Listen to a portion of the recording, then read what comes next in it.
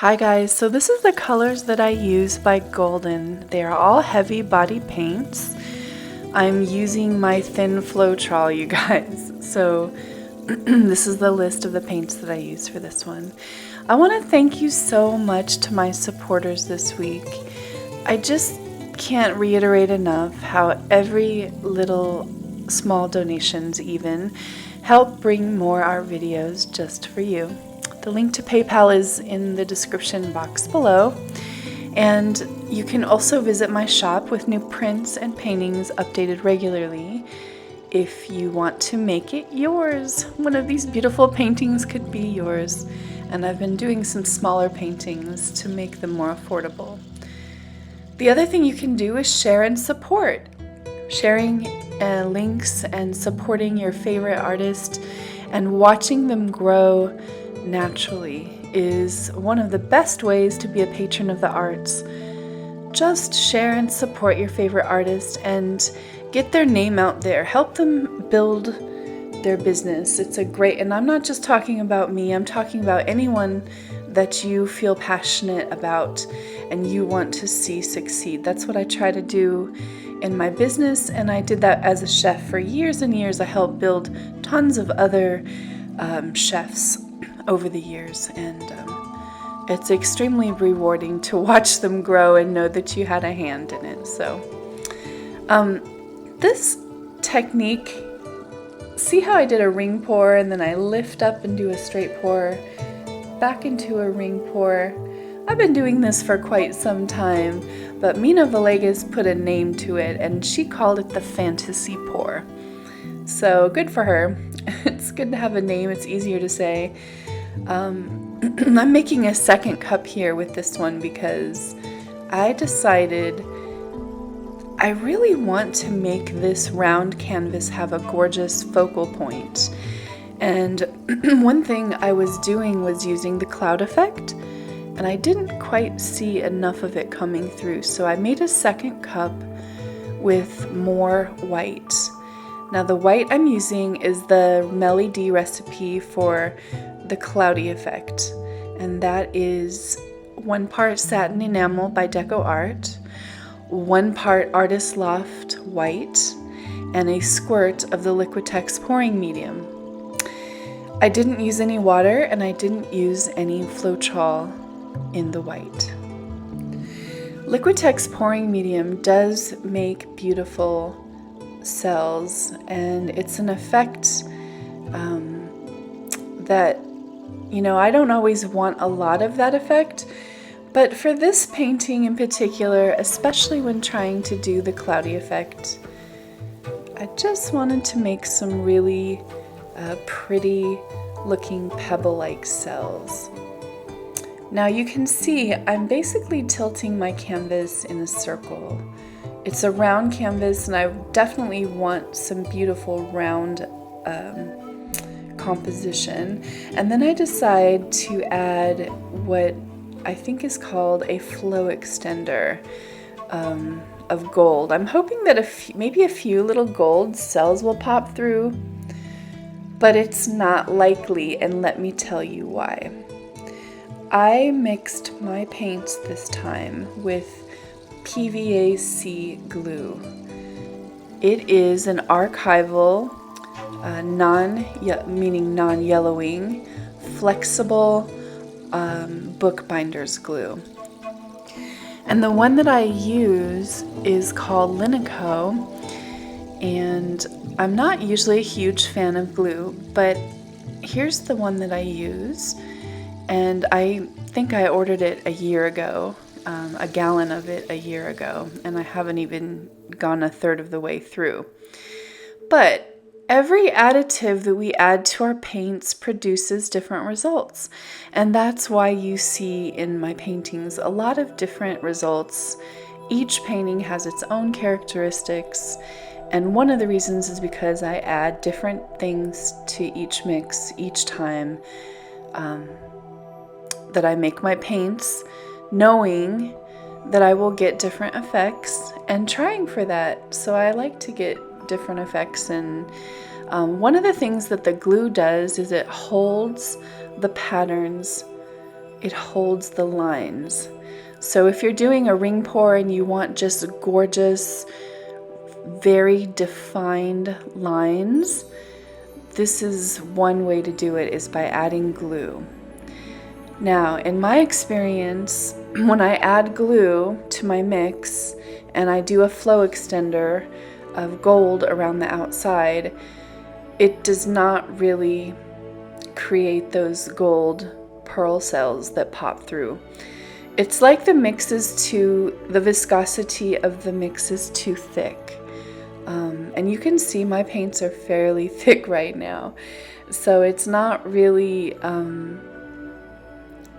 providing the right environment, I would say, for those gold pearl cells. But in the end, it actually ends up, the gold that I put around the edge and the other colors, they actually end up adding a really beautiful interest. Just a line of shimmering 24 karat gold running through off and on all around the edges. So it's definitely was a good choice to put it down anyway. I was happy with the way it looks.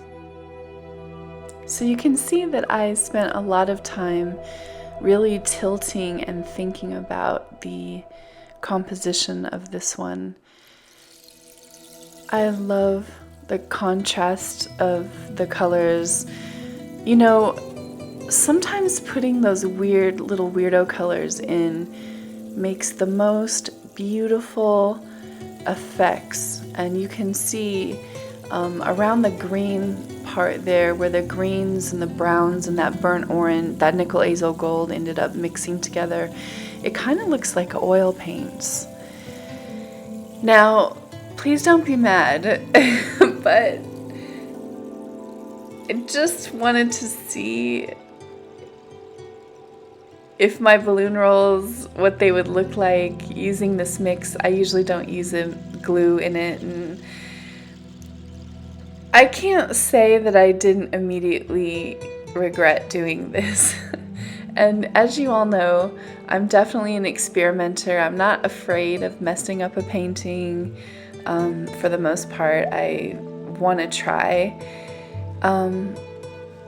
But yeah, it was not a great choice. Now, what I did know right away is I wanted to preserve the center, which is that icy rose looking, that beautiful icy rose look. I wanted to preserve that, and I knew I wanted to preserve the top part of this painting that looks like oil paints. There was no green whatsoever used in this, so you guys look, just the yellows, the golds mixed with the blues are creating that lovely green color that you see coming through. So, but at this point, I'm pretty much realizing that even with the addition of the white on my balloon, I'm just not loving the balloon rolls. So I'm already, even though I continue, I'm literally contemplating making another cup and pouring over it. But I just keep going for a second to see if I can save it, and I'm definitely not liking what's happening right there. And then, you guys, I'm so sorry, but at this point my camera ran out of battery and I was so lost in the painting I didn't even notice. But I made another cup to cover up my balloon rolls, and I decided I just love the simple lines, and this is what the next cup looked like. So I replaced the battery and then put the camera back up and began filming again once I realized what had happened. So I'm so sorry you didn't get to see me pour. I did scrape off the parts, the balloon rolls that I didn't like, and then I added another cup. And now you're gonna see, at first it really does look totally awkward. You can see where I covered up the balloon rolls and it does not fit in with the painting at all. So the first thing I want to do is incorporate the third pour. This would actually be the third pour on this canvas, because I did the main pour, Then I added the center, the icy rose, I added that part. And now, so this would be the third pour to cover up the balloon rolls. So I basically take my little stick, just a little popsicle stick, and I'm incorporating the second pour into the third pour. And it's so subtle, but it brings the eye into the second pour to the third pour. And these little subtle details are going to make this look like it was purposeful, especially to someone who didn't see the process video. And I actually, in the end, love the effect. I think I may have forgotten to mention this is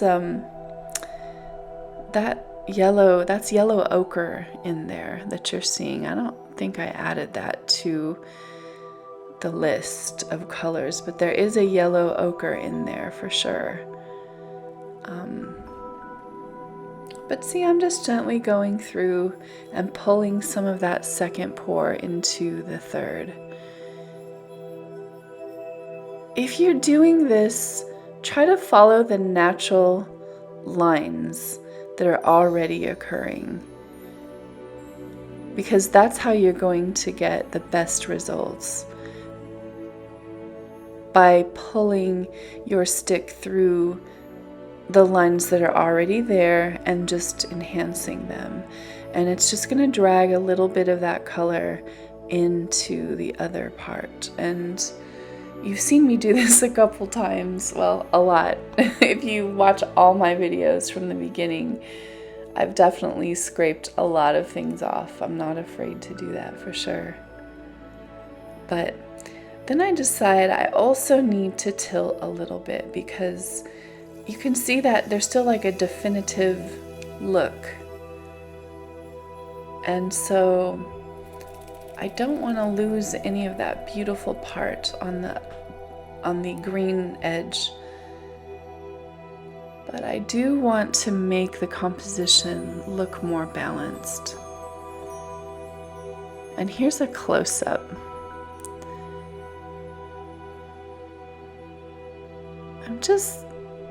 There's something about the round canvases I'm completely mesmerized by.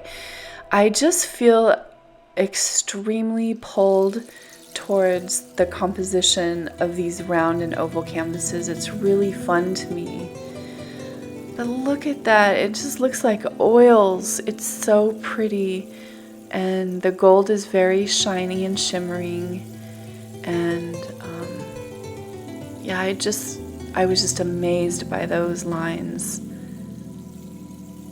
You know, there's something about the process of this painting that is an absolute surprise each and every time you do a painting. And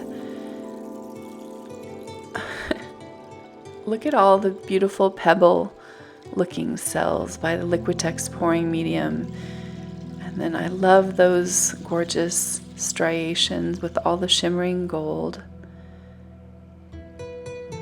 I love the round canvas, and I really would like to get some more round canvases soon. That's one of the things I'd like to do, and I actually love the way that turned out. Now I wanted to show you a picture of, here's a picture of the whole thing before the third pour. So before I did the balloon rolls or anything, and I actually love it like this too in retrospect. And then here's one after the third pour, after the balloon rolls. I love how dramatic it looks with that brown, that Van Dyke brown. And here it is dried with a little bit of varnish on it. Now I might just go ahead and do the ultra high gloss varnish. I haven't decided, but I just put a little coat of the spray matte spray varnish on there. Thanks so much, guys. I can't wait to make more art videos just for you. Don't forget to subscribe and hit all notifications so I can make more art videos just for you.